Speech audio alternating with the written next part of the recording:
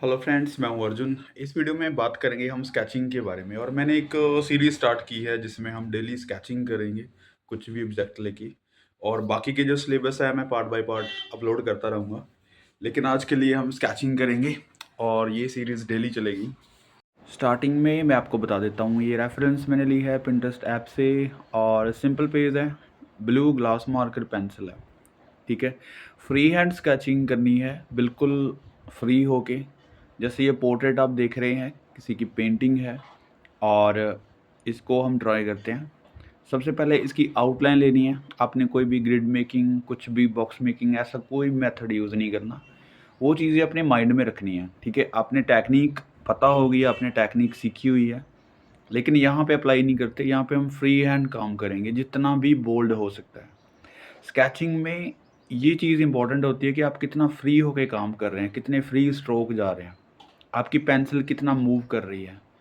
तो मैं फिर भी इसको सिंपल तरीके से बता रहा हूँ। पहले हम इस चीज़ को देखो, ये डार्क है काफ़ी, तो हम इसको मिडल टोन में या फिर हल्का सा डार्क इसको फिल कर सकते हैं। यहाँ पे देखो, ये वाला पॉइंट्स जो है नीचे की तरफ जा रहा है। ठीक है, यहाँ पे हेयर्स हैं उसके, ये वाला पॉइंट हो गया। ठीक है, इधर भी हेयर है वाइट से। आपको शेडिंग वहीं पे करनी है जहाँ पे ज़्यादा ज़रूरत है। मैं टोन बाय टोन फिल नहीं कर रहा हूँ, मैं आपको बता रहा हूँ कि स्केचिंग में कितनी चीज़ें इंपॉर्टेंट होती हैं और कितनी चीज़ें हम इग्नोर कर सकते हैं। जैसे ये देखो, अभी नोज़ का पॉइंट है यहाँ पे, तो नोज़ को जो शेडो है नोज़ की, वो ज़रूरी है यहाँ पे, क्योंकि उसी से स्केचिंग में डेप्थ आती है। ठीक है, आपको बहुत ज़्यादा इसमें लाइट एंड शेड, टोन्स, ये सारी चीज़ें फिल नहीं करनी। मतलब आपको हाईलाइट या मिडल टोन या डार्क या ऐसी चीज़ें नहीं रखनी। आपने बोल्ड तरीके से सोचना, आपने 2 या 3 टोन में ही काम करना है। जैसे ये आइज़ हैं, बिल्कुल हल्का सा इफेक्ट है आइज़ का, अभी कुछ भी डिटेल नहीं है, तो मैं इस तरीके से बना रहा हूँ। और ये नोज़ की लाइट एक साइड आ रही है, एक साइड हल्का सा डार्क है। तो अभी देखो, बिल्कुल एक सिंपल सा स्केच बनता जा रहा है। तो यहाँ पे जैसे लिप्स वाली जगह है और यहाँ पे हल्का सा इफेक्ट देना है। शेप ज़्यादा अच्छी नहीं दिख रही वहाँ पे, हल्का सा स्ट्रोक ही है। और ये चिक्स वाला पॉइंट आ गया। फिर इस साइड हल्की सी शेड है और जो उसकी मस्टैचस बियर्ड है हल्की सी लाइट है, ग्रेश है, तो उसको हम ऐसे ही वाइट छोड़ सकते हैं हल्की सी शेड करके। ठीक है, अभी देखो यहाँ पे कान, हल्का सा इफेक्ट दे सकते हैं उसका, कुछ भी डिटेल करने की ज़रूरत नहीं। ये बहुत ही छोटा सा स्केच है।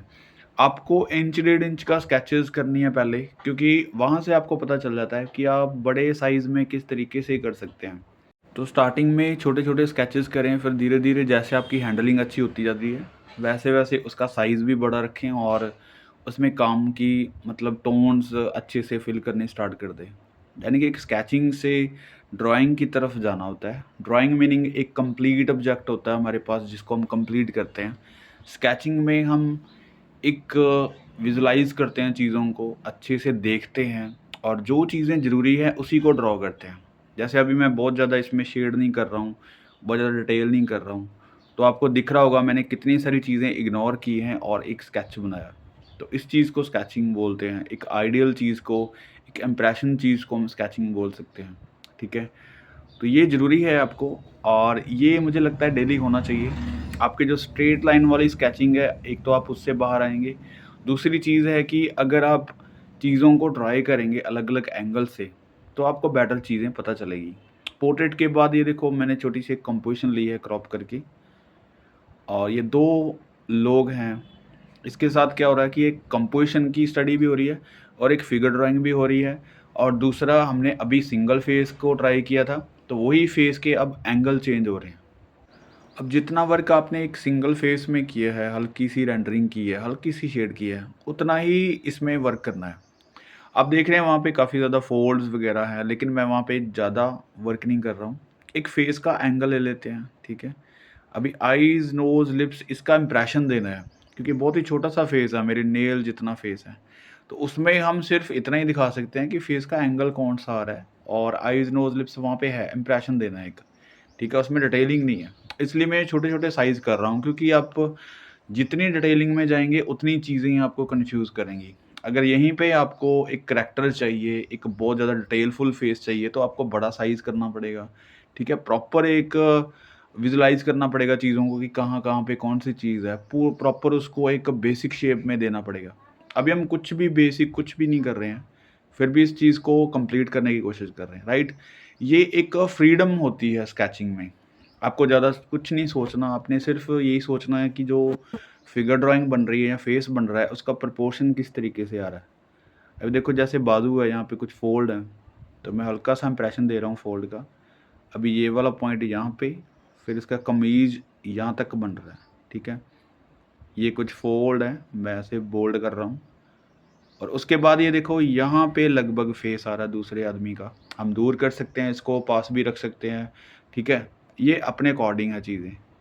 जैसे यहाँ पे फेस इसका जो एंगल है वो प्रॉपर मुड़ा हुआ है, यानी कि एक तरफ इसका पूरी बॉडी है, दूसरी तरफ इसने फेस किया हुआ। तो ये एक फेस का एक एंगल है जिसको हम ट्राई कर रहे हैं, ठीक है?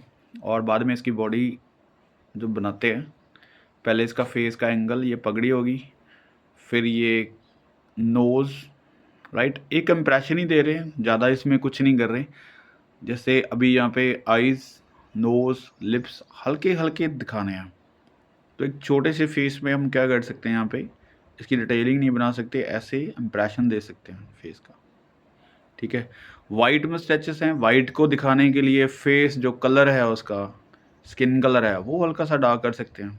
ये बहुत ही माइनर सा छोटा-सा स्केच है, ठीक है? हम जितना वर्क हो सकता है उसमें करने की कोशिश कर रहे हैं कि इम्प्रेशन लगे, ठीक है? अभी एक बड़ा साइज़ होता तो इसकी आइज़, नोज़, लिप्स ये बहुत अच्छे से बनते। तो अभी देखो एक इम्प्रेशन है फेस का, एक एंगल बना लिया हमने, ठीक है? और पगड़ी के फोल्ड्स देखो जैसे राजस्थानी होते हैं। अभी देखो बाजू, यहाँ पे आपको जो मैंने ज्योमेट्रिकल शेप्स बताई हैं, जो सिलिंड्रिकल शेप्स बताई हैं, वो मेरे माइंड में चल रही हैं।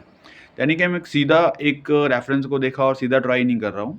तभी हमारे कुछ प्रोपोर्शंस, कुछ चीज़ें गलत हो जाती हैं। आपके माइंड में जो स्कल स्टडी है, जैसे हम पोर्ट्रेट बनाते हैं, उसके बाद स्कल का जो मोल्ड बनाते हैं, फिर एक टॉर्सो की स्टडी होती है, जिससे मैंने सिलेबस डाले हुए हैं, ठीक है? आपको धीरे-धीरे उन चीज़ों की स्टडी होनी चाहिए, फिर आप ऐसे इस तरीके से काम कर पाते हैं। क्योंकि हर एक चीज़ का एक मोड होता है, जैसे मैं ये पॉइंट पे पहुँचा हूँ, तो मुझे बेसिक जो बिल्कुल स्टिक फिगर्स है या फिर कोई ज्योमेट्रिकल शेप से बनी हुई फिगर्स है, उनकी स्टडी पहले करनी होगी, फिर हम ये स्केचिंग कर पाते हैं।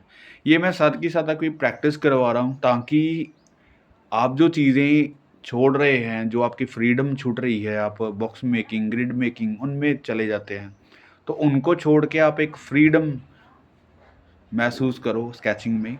और फ्री जितना होगा उतनी ही स्केचिंग अच्छी लगेगी। जितने अच्छे आपके स्ट्रोक लगेंगे यहाँ पे, उतना ही ज़्यादा ब्यूटीफुल आपका स्केच लगेगा, ठीक है?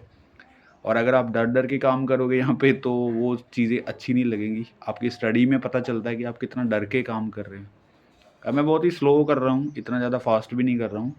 लेकिन ये बहुत ज़्यादा स्लो भी नहीं है कि मैं बहुत ज़्यादा सोच-सोच के स्ट्रोक लगा रहा हूँ। हम एक सोची-समझी साज़िश जिसको बोल देते हैं, वही चीज़ है कि हमने इसके पोज़ वग़ैरह पहले किए होंगे, ठीक है? ज्योमेट्रिकल शेप्स पहले बनाई होंगी, तो उसी चीज़ को हम अकॉर्डिंग माइंड में चलाते हुए ये स्केचिंग कर रहा हूँ। तो कोशिश करो इस तरीके से कुछ बना के देखो। कुछ भी रेफ़रेंस हटाओ, ज़रूरी नहीं है ये ऐसी ही रेफ़रेंस लेनी है। कुछ भी जो आपको अच्छा लगता है, वही चीज़ें ट्राई करो। और आप कंप्लीट करने की कोशिश करो। जब ऐसे कंप्लीट होती है चीज़ें, कुछ स्केचेस बन के निकल के आते हैं, तो कॉन्फिडेंस अच्छा होता है। छोटे-छोटे स्केचेस करो और डेली 10-12 स्केचेस बनाओ। तो ये थी आज की स्केचिंग की क्लास। मिलते हैं नेक्स्ट क्लास में। Thank you so much.